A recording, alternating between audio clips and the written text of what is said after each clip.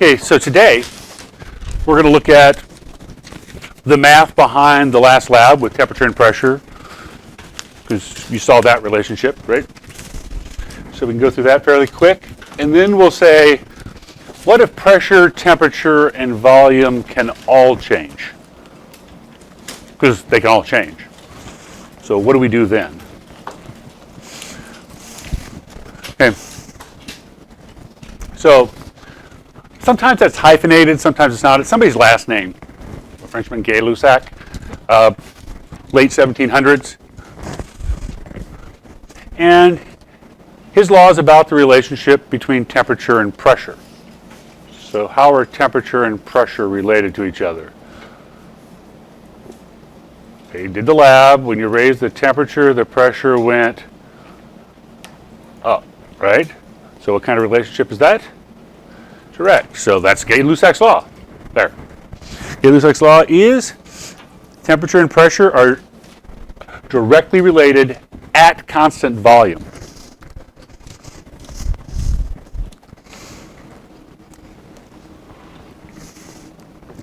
So notice we're keeping two things the same because it's implied that the amount of gas isn't changing. Got a sealed container. And saying the volume doesn't change, so I can check the other two. Your flask, when you did the lab, did it change size? Not noticeably. But actually, things expand when they get hot. That flask actually changed size just a little bit. And when they want to get to 4 or 5 sig figs, they have to take that into account, that the glass is going to change size. But since we're pretending gases behave ideally anyway, it's not worth us for us to dig that deep into it. Okay. So there it is as a sentence. There it is as an equation. P equals K times T, where K is some constant that nobody ever bothers to figure out because it depends on how much gas you have and which volume you picked. So it's not going to do anybody else any good later on. Okay? But we write it this way. Well, if I did want to solve for K, I'd solve for it this way. Right? Simple algebra. And I write it that way so I can write it the useful way. P1 over T1 equals P2 over T2.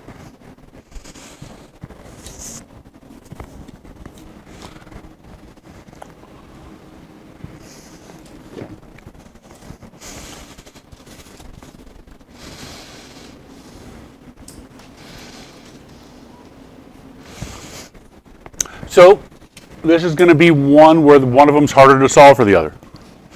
With Boyle's law, with just pressure and volume, they're equally easy because there was nothing on the bottom. You're going to run the same challenge here. Temperature's on the bottom. So if they ask you for a temperature, your first thing to do is rearrange the equation to get temperature up top. There's a bunch of ways to get there, and I'm actually going to show you a new piece of math today. Okay, a different way of looking at it. Okay, but your graph should look something like this. Okay, actually yours crossed all the way down to the temperature axis, right? And so that you could find the temperature at which it had no volume. Yours were actually flipped. You put temperature on the y-axis and pressure on the x-axis. Right? But that line leads to the temperature where it would have no pressure. And they were surprised to find that the temperature where it would have no pressure was the same as the temperature where it would have no volume. So there was something special about that negative 273 they kept coming up with. Actually, it was in the range of negative 250 to negative 290 because they were dealing with real gases, not ideal, but they kept coming about the same. There's got to be something special about that temperature down there. I didn't know what it was because I didn't know there were atoms yet, but they knew there was something special about the temperature. Okay, so words, concepts. If the temperature goes up, the pressure goes up, right? Equations and graphs. So we look at our laws in all those ways. Okay, so I think if I'm right, this is number 5. hey, I'm pretty good. That's number 5 on our examples list. Okay, what's the pressure inside a 0.25 liter can of deodorant that starts at 25 degrees Celsius and 1.2 atmospheres? The temperature is raised to 100 degrees Celsius.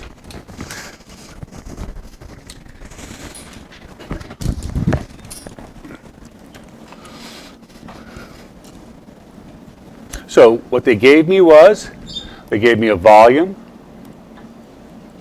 0.250 liters. They gave me a temperature, 25 degrees Celsius, which I know I'm going to want in Kelvin. So that's 298 Kelvin.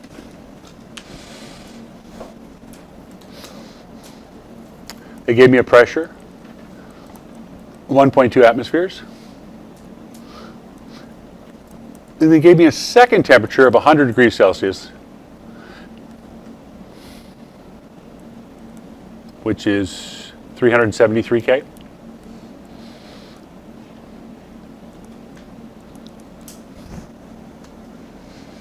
So, and they want a second pressure.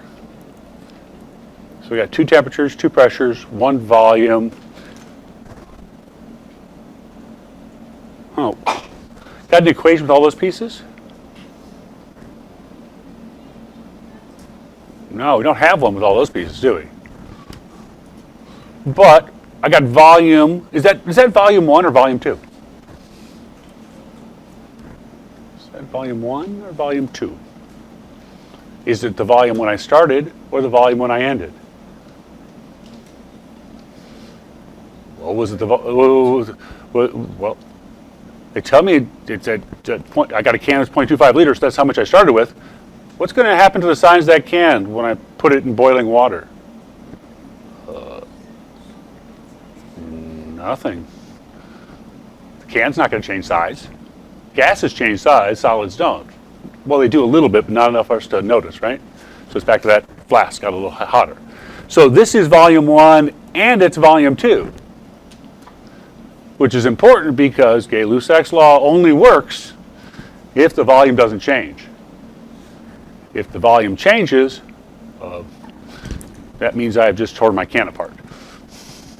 Okay. So I don't have to worry about the volume, so the equation I want is P1 over T1 equals P2 over T2.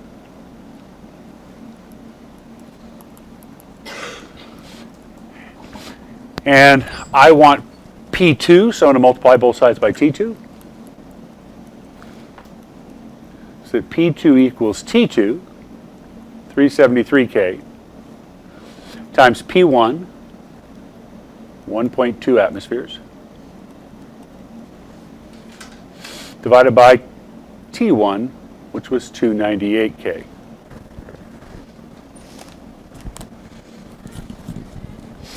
So 373 times 1.2 divided by 298 equals 1.5. Oh, there's only 2 sig figs, and the units are, the only thing I'm left with is atmospheres, which is good because I was looking for a pressure. And then I can check to make sure it changed the right direction. The temperature went up, so the pressure should go up. And it went up by about 50%. We're about 33% from 298 to 373. It went up by about 25%, so that's about how much it should go up, about 25%. It's in the ballpark. It didn't double, so I shouldn't double it. Extra super duper hard? Same stuff, right? So, now when they design those cans, somebody's got to design that can. And you don't make it so the can will never explode, because then you'd have like 4-inch walls on an aerosol can, which is this little tiny tube down the middle, right? So they have to say, what is a reasonable pressure that I could expect this can to hold? Okay, so they would say something like, I need it to hold 2 atmospheres. Well, if I need to hold 2 atmospheres, I don't design it to hold 2 atmospheres. I put a safety margin on top of that. So So I gave a 10% safety margin. So how hot could I get that can before it got to 2.2 atmospheres? Okay, so they gave me a pressure and a temperature is what they want. So if I want another pressure, if I want that temperature, I need another pressure and another temperature. What can I use? Well, I can use the 1.2 atmospheres for my pressure if I use the 25 degrees Celsius for my temperature. I can use the 1.5 atmospheres for my pressure if I use the 373 for my temperature. Doesn't matter which set, but I got to pick a set. Does that make sense? So I'm going to pick the first one because it's sitting there in front of me. So P1 over T1 equals P2 over T2. And I'm trying to solve for T2. So I got to get that T2 off the bottom. So what most of my students do is they cross multiply and get P1 T2 equals P2 T1, because that's the one they're most used to. And then to get P2, you just have to divide both sides by T1.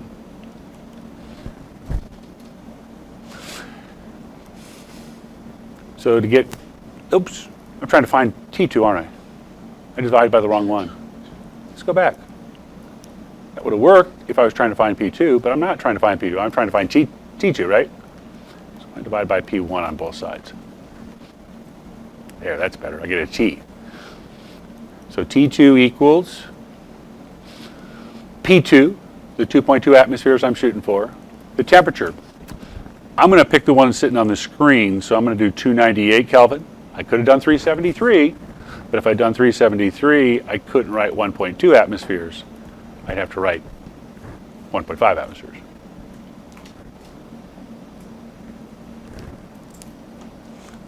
.2 times 298 divided by 1.2, and I get 546 Kelvin. So that's the temperature I can get it to before it got to 2.2 atmospheres. What about sig figs? Yeah, so 546 with 2 sig figs would be 550. You're right.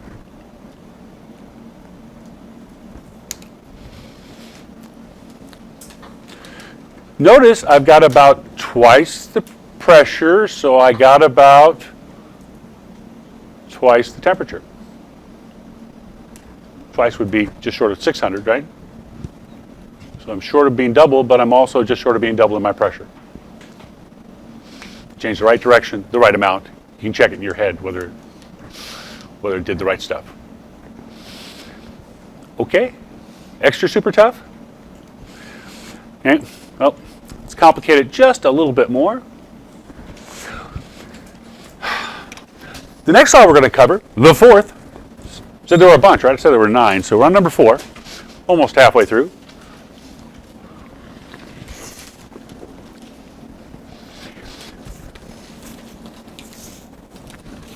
The combined gas law deals with the situation where only the number of molecules stays constant, that you can change pressure, temperature, and volume all change.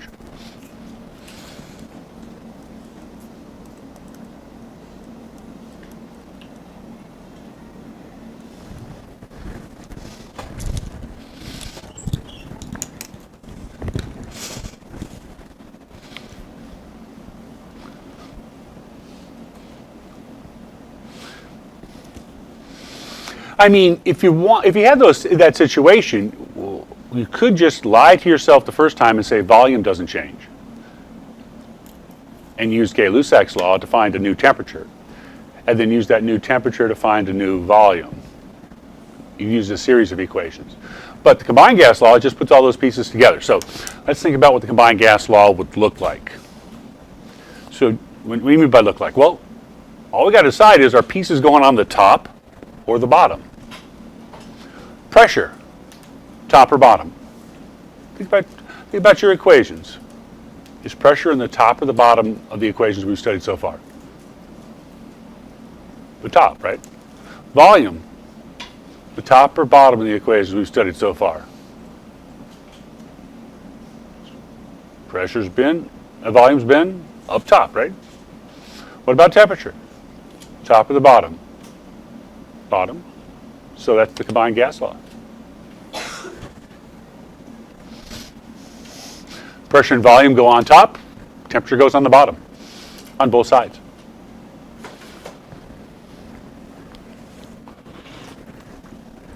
So as long as you remember that temperature goes on the bottom, you've got all 4 gas laws memorized. Right? Like I say, temperature goes on the bottom. That's all 4 gas laws. If it's not temperature, it's not on the bottom. Okay. So it's going to let us figure out one thing when 2 of the others change. So if you look at this, there are 6 things in this equation. How many am I going to have to tell you? Just think about your math rules. If there are 6 things, how many do you have to know before you can get all 6? You have to know 5 of them, right? So there's going to be a lot of data. And you see where we start labeling those pieces as P1 and T1 starts to get there. When you start to get into 5 numbers, you got to stick in. The most common mistake is putting it in the wrong place. So, not only all the gas laws are in the combined gas law. I mean, all the other gas laws are in the combined gas law. Okay, let's look and see what happens to this equation if the temperature remains constant.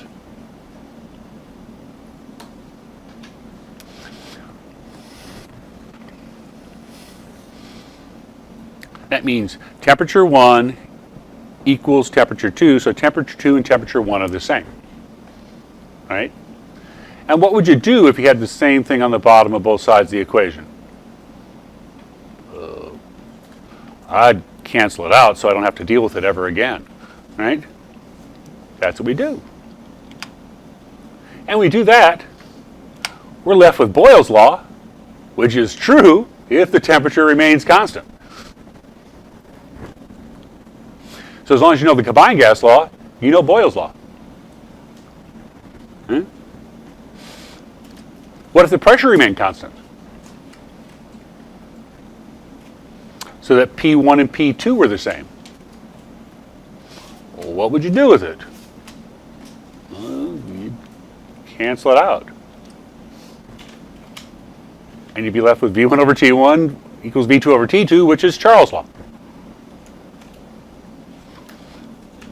And, of course, if the volume remained constant, then we get the one on the last lab you did. P1 over T1 equals P2 over T2. Okay? It's all in there. So if you remember temperatures on the bottom, you've got all the equations. Right?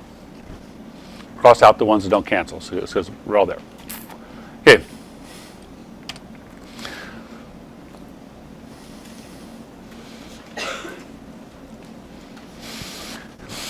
A 15-liter cylinder of gas at 4.8 atmospheres pressure and 25 degrees Celsius is heated to 75 degrees Celsius and compressed to 17 atmospheres. What's the new volume? It's got to be number 7, right? So they gave me 15 liters. That's a pressure.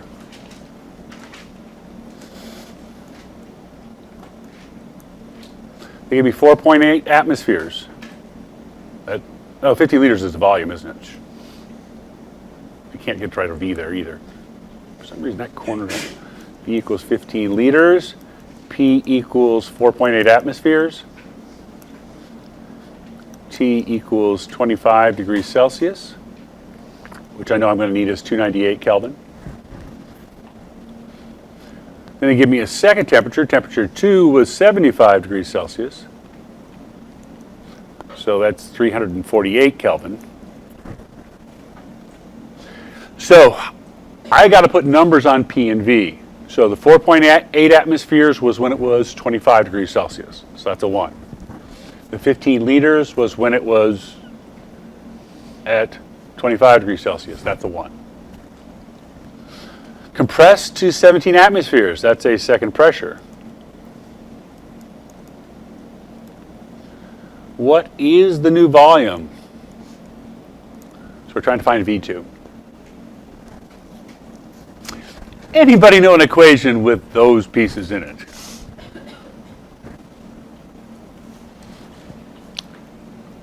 P1 V1 over T1 equals P2 V2 over T2. And I got to rearrange this and solve for V2. And now, well, I can show you all the steps of algebra. I can. I know how to do them. Okay? But a really simple rule I learned in high school that made my life easy with these kind of problems is... Is this person here today? Yes. Okay. Is if it's on the top of one side of the equation, it's on the bottom of the other side. That when you move it across the equation, if it's on the top of one side, it's on the bottom of the other. Okay? So if I want V2 by itself, I just need to move the T2 and the P2. So I need the P1, the V1, and the T1 where they're at. And I need to move the V2. Well, it's on the top on the right-hand side, so it goes on the bottom of the left-hand side. And I need to move the T2, and it's on the bottom of the right-hand side, so it's going to be on the top of the left-hand side. What I did was multiply by T2 over V2 without writing all those steps in. What I really did was do the T2 over V2, and then they canceled out, and I got over here.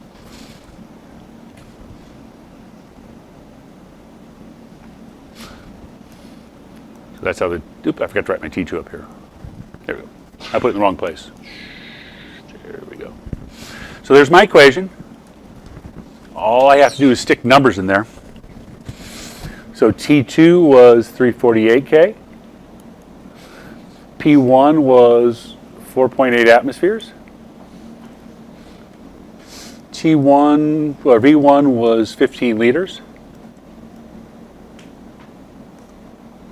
V2, I'm trying to find V2, aren't I? Sorry.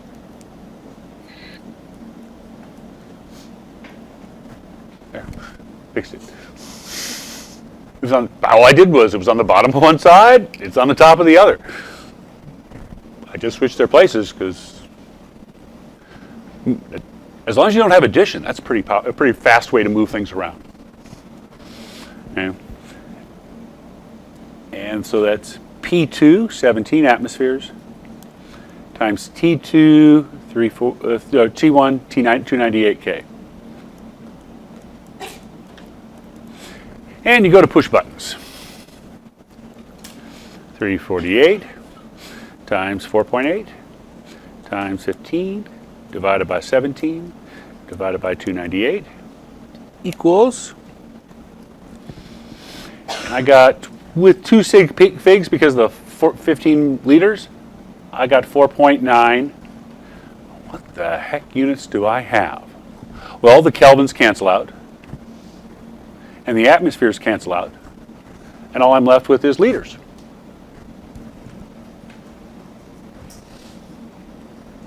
Now here they're going to be harder to predict because you can have opposite influence. The temperature went up, so the volume should go up. But the pressure went up, so the volume should go down. Well, the pressure tripled, whereas the temperature didn't even double. So the pressure is going to have a bigger impact than the temperature. Right? So the increase in pressure got me a smaller container because it won out over the increase in temperature. It's okay?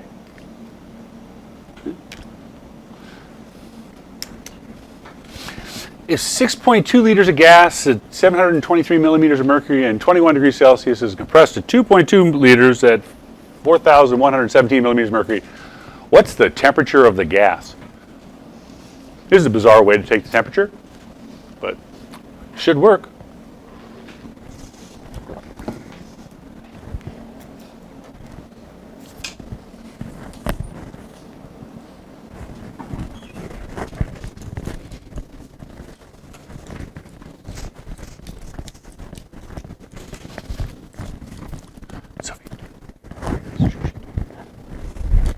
Okay.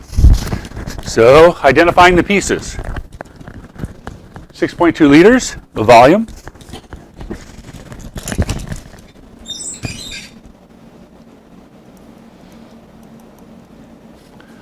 $723.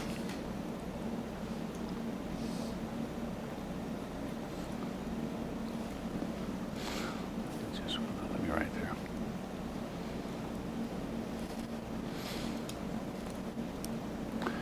$723 millimeters of mercury. That's a pressure. 294 Kelvin is a temperature. 2.2 liters is a second volume. So I call the other one the first one. V1, it was when it was at 723 and 294. So those are all ones. The 4,117 millimeters of mercury is P2. They want T2.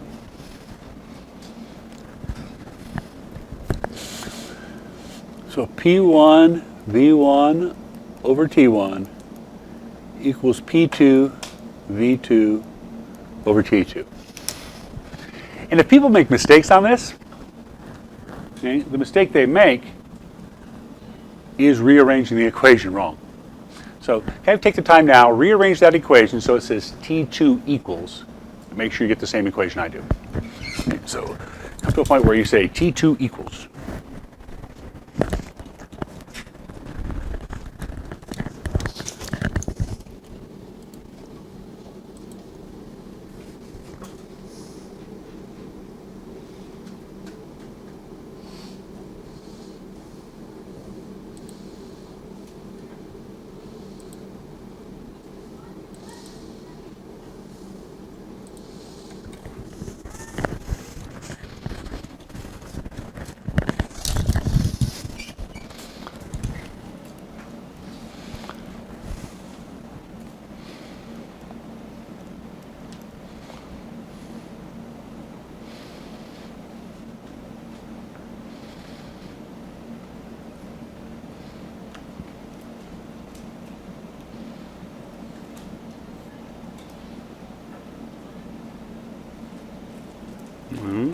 It doesn't work.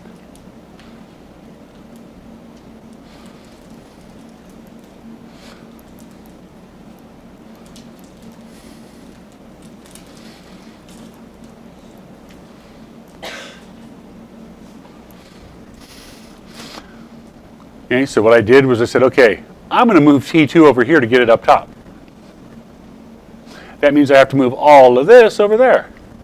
So the T1 is going to go on top, and the P1 and V1 are going to go on the bottom.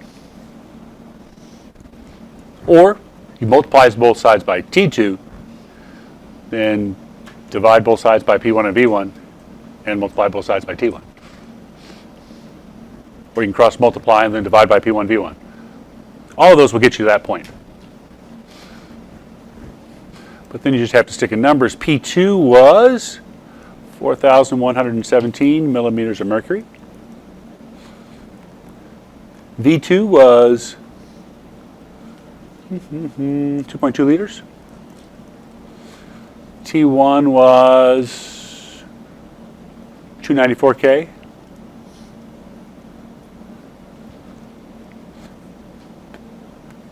P1 was 723 millimeters of mercury. V1 was 6.2 liters. So I push those buttons, 4,117 times 2.2 times 294 divided by 723 divided by 6.2 equals 590, because there's only two sig figs in my volumes. Okay. Because the only unit left is millimeters of mercury after I cross, or the only unit left is K after I cross out millimeters of mercury in liters. What nasty thing could they do to you? they could give you your pressure in different units. So just make sure they cross out, because you can see how if you don't take the time to follow the units all the way to the end. Make sense? Unbelievably hard? No. Most of the same old stuff. So that is going to be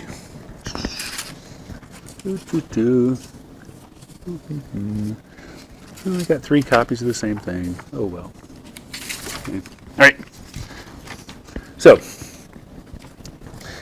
that is what the gas law practice will do. Okay. And I'll get you a copy of that in a little bit. But for the second half of the period, figure out. Hello. Not here. I have no idea who this person is.